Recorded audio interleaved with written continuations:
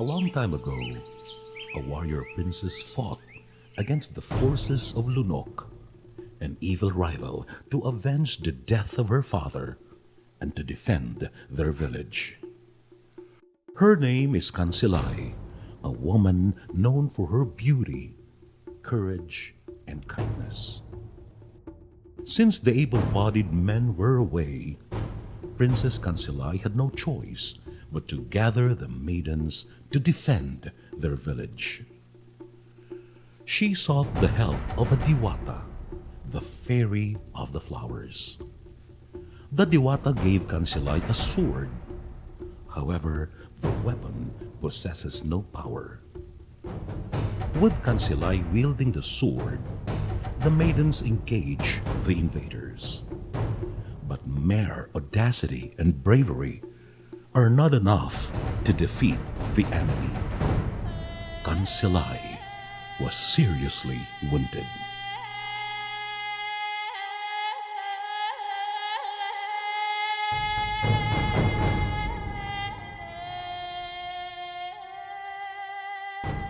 Her lover, Lawaan, arrived to her rescue, but it was too late.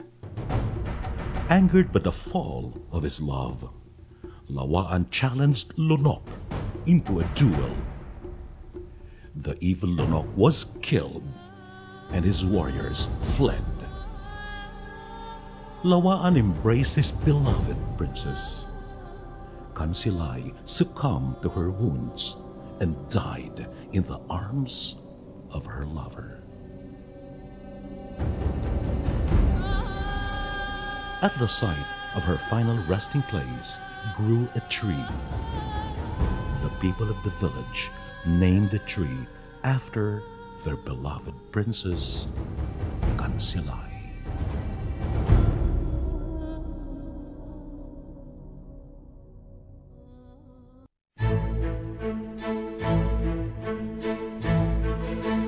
Grazing the northwestern coastal plains of Negros Island is the city of Silay.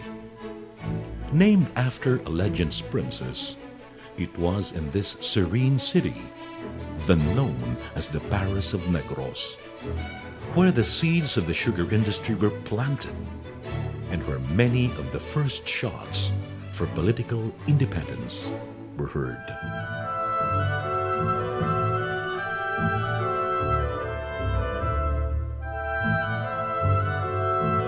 From its modest beginnings as a pueblo in 1760, it became, in 1898, the nest of a bloodless revolution that sparked the end of centuries of Spanish rule in the island. At the turn of the 20th century, the sugar industry entered its golden age, fashioned by culture and sweetened by the geniality of its sugar-producing inhabitants. Silay earned the title as the commercial and cultural hub of Negros. Silay was at the forefront of modern technology and contemporary socio-political thought. Today, a century later, Silay depicts a city in motion, a combination of promise and energy.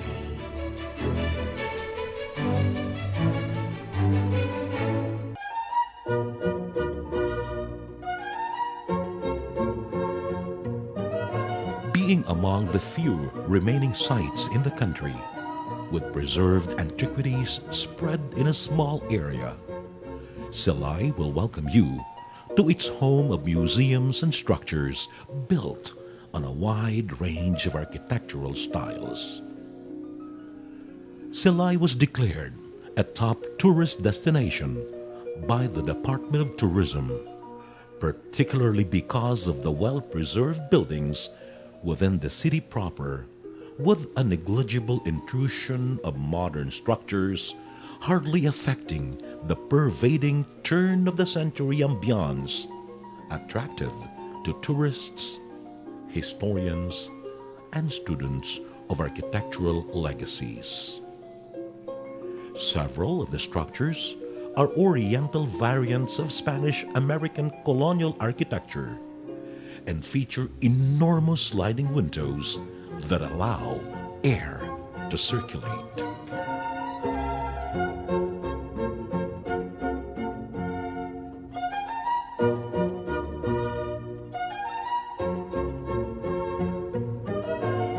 These structures serve as a grand recollection of the lifestyle of the former sugar barons of Negros at the height of their prosperity.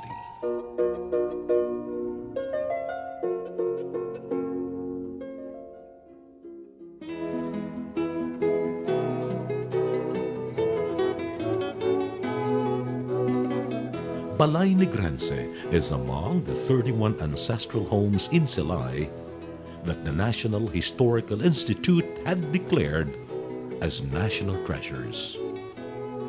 The first ever museum in Negros Occidental, the House of Stone and Wood, which fuses Spanish colonial and American period architecture, stands on a foundation made from the trunk of the palayong tree.